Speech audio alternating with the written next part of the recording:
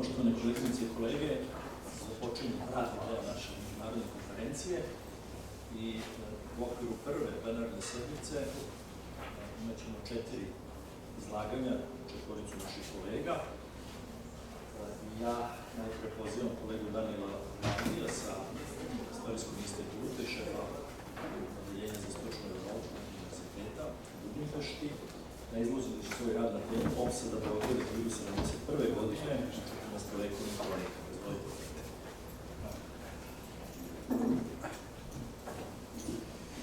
Dear colleagues, thank you very much for the kind invitation, and I'm very sorry, but my Serbian is very limited. So I try to understand. I understand you, but I'm obliged to speak in English today. So first of all, some words about the structure of my paper. I will say some words on the nature of the text of the 14th century chronic composition, which preserved the city of Belgrade, and after the speaker with the description of the event and try to give a short analysis of the narrative, and I will pay some words to the function of the narration and of course the compilation. So the so-called 14th century chronic composition is a nomination given by the Hungarian scholarship in the 10th century. It's a large composition of text based basically on two families of codices of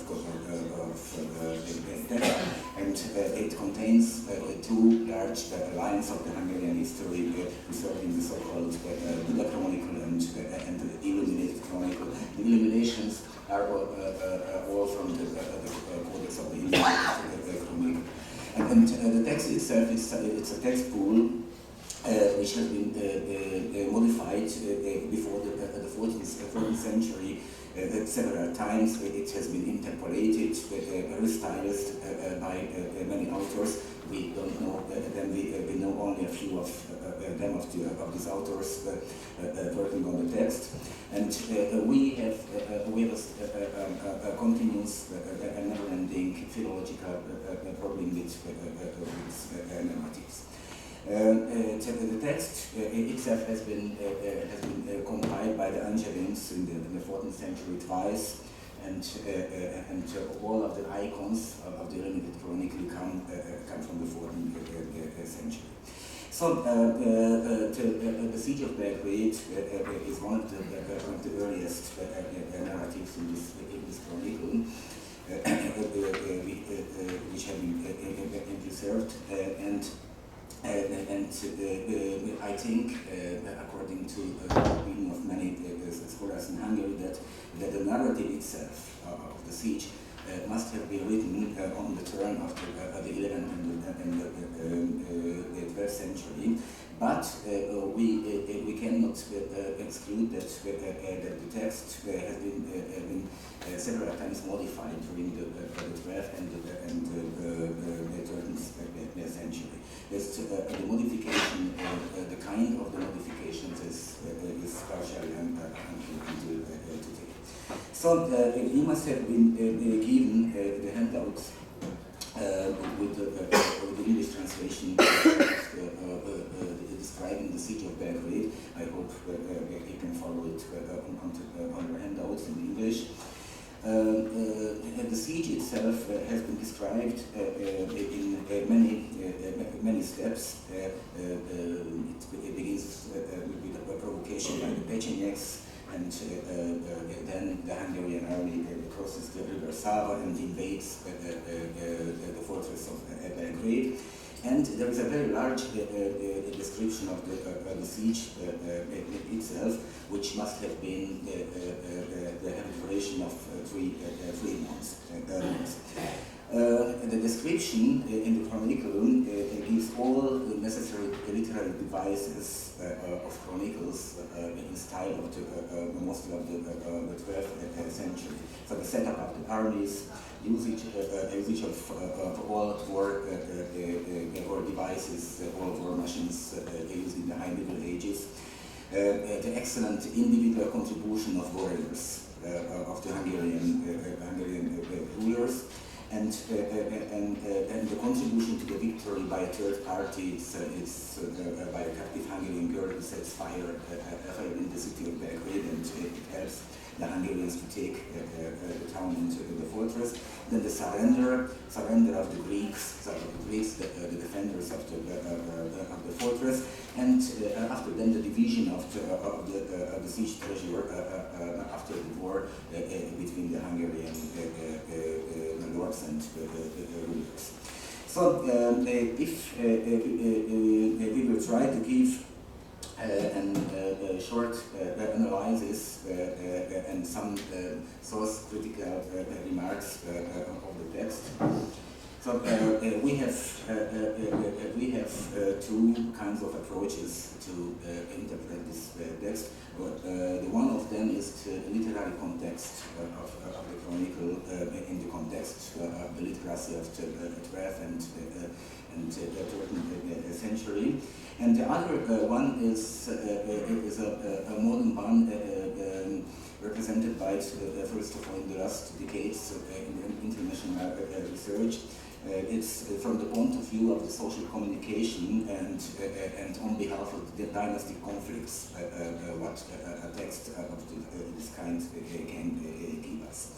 So if we are trying to understand the description of the siege of Belgrade in the Hungarian composition, first of all, we have to analyze it within the literary context of the Middle Ages. This part of the chronicle and the siege itself is a complete gestadukum, a narration giving the deeds of kings and dukes. And it's a product of a new historiographical innovation under the influence of the First Crusade at the turn of the 11th and the 12th century. So, in the middle point, in the central point of the narration of texts of this kind are the so-called gesta militaria, the military deeds of rulers in service of God. And the first samples for this kind of historiographic production are known from the Normandy, from the very late 11th century or from the beginning of the 10th century. One of the most important samples of descriptions of this kind is the so-called Gesta Tancredi. It's a mortal combat history of the siege of Jerusalem and the First Crusade, written in the Normandy. And all of the samples give the context and the text for the Hungarian chronic composition are worded in a special order and contain special issues, just like military virtues, dignity, fidelity, swearing of oaths, and of course the controversies, breaking rules, breaking oaths, and so on. So this is the first point that the siege of Belgrade is to be understood in this literary context. The second point is much more interesting because it gives an approach from point of view of social communication and dynastic conflicts. If we analyze the function of the text. So we see two controversial presentations. First of all, it is the cooperation between the two lines of the Arpadian dynasty. The son of King Andrew, King Solomon, and his cousin Duke Geza, they together try to win this siege to overwhelm the Greeks in Belgrade. And the most important central social bond between them is the friendship called amicitia and the equitas between them, because they do it together. If you read the text, every step of the siege is executed by them simultaneously, and they appear as equal parties in this system. But the other point in the narration, from a point of view of social communication, is a double insult. An insult made during and after the siege. The first insult,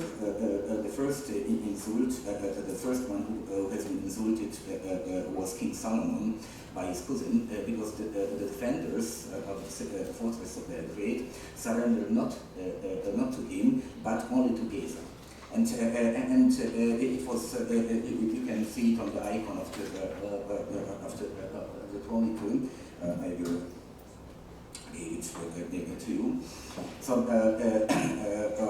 this icon of the chronicle, you can see it clearly. However, the icon is from the 14th century. That the conflict has begun by this insult of the king by the king and by his cousin himself. And the other insult happened after the siege, that Duke Geza, when they tried to share the siege treasure, he didn't get his part.